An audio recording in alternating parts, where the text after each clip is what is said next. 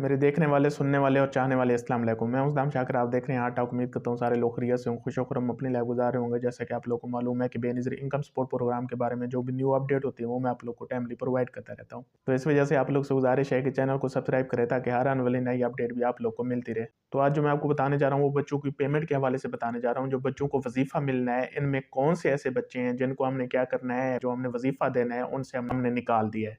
तो इस वजह से इसको तवज्जो से सुन लें ताकि कहीं ऐसा ना हो बाद में आप लोग कहें कि हाँ जी, हमारे बच्चों को तो वजीफ़ा ही नहीं मिला। तो जिन बच्चों को वजीफ़ा नहीं मिलना, वो सारे मैं क्या कर रहा हूँ आप लोग को बता रहा हूँ कि ये बच्चे हैं जिनको हमने वजीफ़ा नहीं देना।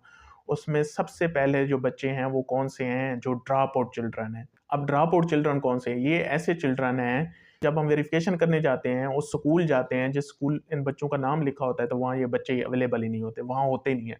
तो टीचर हमें क्या कहते हैं, स्कूल वाली एडमिनिस्ट्रेशन हमें क्या कहती है, वो कहते हैं सारे ये बच्चे हमारे स्कूल आए ही नहीं। तो हम क्या करते हैं, हम उन बच्चों को सस्पेंड कर देते हैं। तो ऐसे बच्चों को हम पेमेंट नहीं करते जो वहाँ पे स्कूल में मौजूद नहीं होते, तो उनको हम सस्पेंड कर देते हैं। और ये जो बच्चे होते हैं, ये अगर 3 दफ़ा कोई बच्चा सस्पेंड हो जाता है, तो फिर वो हमारे वज़ीफ़े सिस्टम से फ़ॉरएवर के लिए, हमेशा के लिए आउट कर दिया जाता है, बैन लग जाती है उस पे। वो रेड लिस्ट में चला जाता है। उसके बाद आप जितनी उसकी री-एंट्रियाँ कराएँ, जो कराएँ, उसको हम पेमेंट नहीं देते। उसके अलावा दूसरे नंबर पे ऐसे बच्चे हैं जिनकी हम क्या करते हैं, जो अटेंडेंस चार्ट वाले हैं। अब हाज़िरी चार्ट वाले कौन से बच्चे हैं? हाज़िरी चार्ट वाले ऐसे बच्चे हैं जो आदी मुजरिम हैं। अब आदी मुजरिम किस तरह हैं? स्कूल वाले भी बाकायदा उनसे तंग होते हैं। वो बस 2-4 दिन आ गए, पहले वो स्कूल जा नहीं रहे थे। उसके बाद जब से वज़ीफ़ा वाला सिस्टम शुरू हुआ, तो उन बच्चों को वालिदैन ने क्या किया, स्कूल भेजना शुरू कर दिया। और स्कूल किस तरह भेजना शुरू कर दिया, 2-3 दिन बस भेज देते हैं हर महीने, हाँ जी, ताकि इनका वज़ीफ़ा बंद ना हो। तो ऐसे जो भी बच्चे हैं, हालाँकि हम हमारी वज़ीफ़े के लिए ये शर्त है कि बच्चे की 70% अटेंडेंस लाज़मी है। अगर 70% से कम होगी, मतलब 70 का क्या मतलब है, महीने में वो 3 छुट्टियाँ कर सकता है मैक्सिमम। तो इससे ज़्यादा अगर कोई करता है तो फिर क्या होता है, हम टीचर्स के जाके बाकायदा अटेंडेंस चेक करते हैं, अटेंडेंस रजिस्टर जो होते हैं वो उनके बाकायदा चेक किए जाते हैं और उनकी तस्वीर बनाते हैं। तो वो बनाई जाती है। जब वो वहाँ पे उसकी अटेंडेंस नहीं होती, तो क्या करता है, जो हमारा नुमाइंदा वेरिफ़िकेशन करने के लिए जाता है, वो उन बच्चों की अटेंडेंस शार्ट कर देता है। उससे होता है क्या है, उसको वज़ीफ़ा नहीं मिलता। मुझे याद है 2-3 साल पहले जब मैं एक स्कूल गया, तो वहाँ पे ना मैडम मुझे कहती है, वो जो स्कूल टीचर थी, वो मुझे कहती है, "सर, बच्ची बड़ी लायक है और मुझे दुःख होता है कि ये ना खेतों में काम करने जा रही है, स्कूल इसको पेरेंट्स नहीं भेज रहे।" मैंने कहा चलो ठीक है, तो अब इसका क्या करना है? कहती है चलो मैं ना इसके अब्बू को आपको नंबर देती हूँ, आप खुद उससे कॉल करके उसको कहें, उससे पूछें। मैंने उसको कॉल की, मैंने कहा अस्सलाम वालेकुम, वालेकुम सलाम। मैंने कहा ये जो शाज़िया है ये आपकी बच्ची है? कहता है जी, जी मेरी बच्ची है। मैंने कहा ये स्कूल नहीं आ रही, तो मैं ना बेनज़ीर इनकम सपोर्ट प्रोग्राम की तरफ से आया हूँ बच्चों की वेरिफ़िकेशन करने।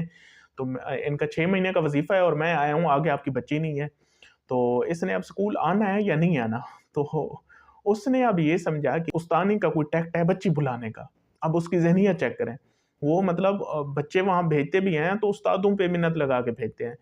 तो उसने मुझे क्या कहा, उसने कहा, "नहीं, नहीं सर, बेशक उसका वज़ीफ़ा बंद कर दें, वो बच्ची स्कूल तो नहीं आएगी।" तो मैंने क्या किया, मैंने उसकी अटेंडेंस शार्ट कर दी। जब उसके बाद जब वज़ीफ़ा आया, बाकी सारे बच्चों का आ गया और उस बच्चे का नहीं आया, तो उसके बाद भागता-भागता टीचर के पास आ गया, "हाँ जी, मेरी बच्ची का वज़ीफ़ा नहीं आया।" उसने कहा, "सर तो इधर ही आए थे और उन्होंने आपको कॉल भी की थी कि हाँ जी, आगे आपने बच्ची को पढ़ाना है या नहीं पढ़ाना। आपने क्या कहा था? आपने कहा था बेशक उसका वज़ीफ़ा बंद कर दें।" तो फिर उसको पता चला वाक़ई ये तो सच ही था। तो मतलब इस तरह के भी लोग हैं। तो ऐसे जो भी लोग हैं जिनके बच्चे रेगुलर स्कूल नहीं जा रहे, हम उनकी अटेंडेंस शार्ट करते हैं और उनका वज़ीफ़ा नहीं प्रोसेस होता। उसके अलावा जो तीसरे नंबर पे है वो स्कूल चेंज है। स्कूल चेंज किस तरह है, आपने एक बच्चा एंटर करवाया, वो कौन से किसी स्कूल में कराया। उसके बाद क्या हुआ, आपने अपना बच्चा वहाँ से निकाल के, हाँ जी, यहाँ तालीम सही नहीं है, या फिर बच्चा आपका 5वीं से छठी क्लास में चला गया, किसी और स्कूल चला गया, तो आपने क्या किया, वहाँ से बच्चा निकाल लिया।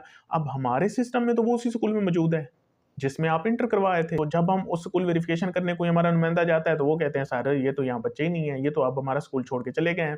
तो वो क्या करता है, वो उनका स्कूल चेंज कर देता है।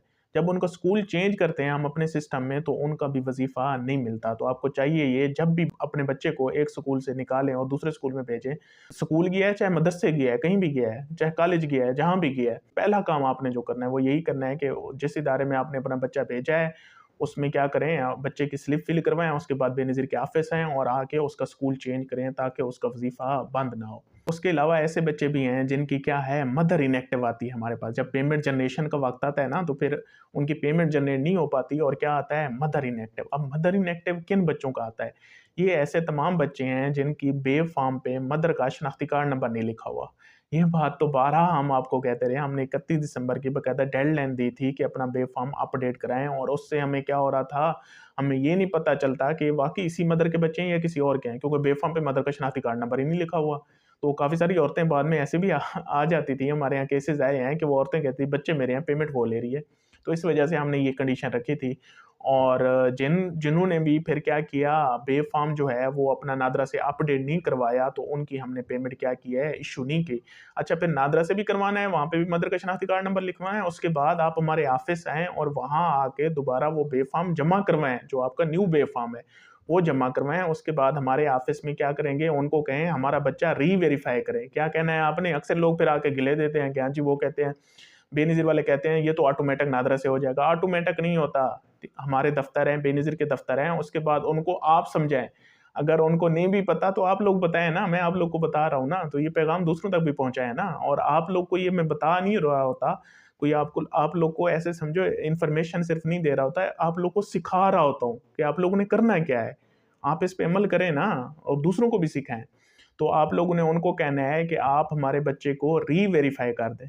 क्या कर दें? बेनज़ीर ऑफ़िस जाके जो आपको कह रहा है कि हाँ जी, बस नादरा से ऑटोमेटिक बच्चे अपडेट हो गए आपके, क्योंकि आपका बेफ़र्म, उनको कहें नहीं, आप हमारा बच्चा बेनज़ीर के सिस्टम में री-वेरीफ़ाई करें। जब वो आपका बच्चा री-वेरीफ़ाई करेगा ना, फिर हमारे सिस्टम में वो दोबारा एक्टिव हो जाएगा और उसकी पेमेंट जो होगी, वो जनरेट कर दी जाएगी। तो ऐसे जितने भी इश्यू हैं, ये हमारी वजह से नहीं है, क्योंकि आप लोग हमें बददुआएँ देते हो कि हाँ जी, हमारे बच्चों के पैसे बंद कर दिए। उस औरत के बच्चों के तो 30,000 आ गया, उसका 40,000 आ गया, उसका 50 आ गया, उसका 60,000 आ गया। मेरे बच्चों से इनको दुश्मनी थी, इस वजह से मेरे बच्चों के पैसे बंद कर दिए। हम पे ये जो ताने मारने या इस तरह की बातें करने की बजाय इश्यू पे फ़ोकस करें, क्योंकि जब तक आप लोग इश्यू सॉल्व नहीं कराएँगे ना, वो इश्यू जूँ का त्यों रहेगा। बातें बेशक हज़ार कर लें आप। आप हमसे गिले कर लें, किसी और से कर लें, उसको हमसाये को कह लें कि हाँ जी, मेरे बच्चे के पैसे नहीं है। किसी और को सुनवाएँ, ये सुनवाने से पैसे नहीं आ जाने, इश्यू की तरफ फ़ोकस करें। और इश्यू आज क्या करना है, वो सारे आपने खुद रिज़ॉल्व कराने हैं। कैसे? क्योंकि नादरा से जो भी काम है वो आपने खुद करने हैं, मदर के सीने-सीनी है। उसके बाद बच्चे का स्कूल चेंज हुआ है, वो भी आपने क्या करना है, वो भी आप लोग का खुद काम है, फिर वहाँ से स्लिप बनाएँ और हमारे ऑफ़िस है। उसके अलावा बच्चा अगर आपका ड्रॉप आउट हुआ है, तो ये भी आप लोग की गलती है, क्योंकि वो स्कूल ही नहीं जाता, और अगर कि आपके बच्चे की अटेंडेंस शार्ट हुई है, तो ये भी आप लोग की गलती है, हमारी तरफ से कहाँ गलती है? तो इस वजह से हमें ना ताने मारा करें, अपने आप पे फ़ोकस करें, और जो आप लोग का एरर आ रहा है, जो कमी आ रही है, जो उसको क्या करें, उसको रिज़ॉल्व कराएँ, ताकि आपके बच्चे की पेमेंट जो है वो क्या हो सके, इश्यू हो सके और उसमें कोई मसला ना आए।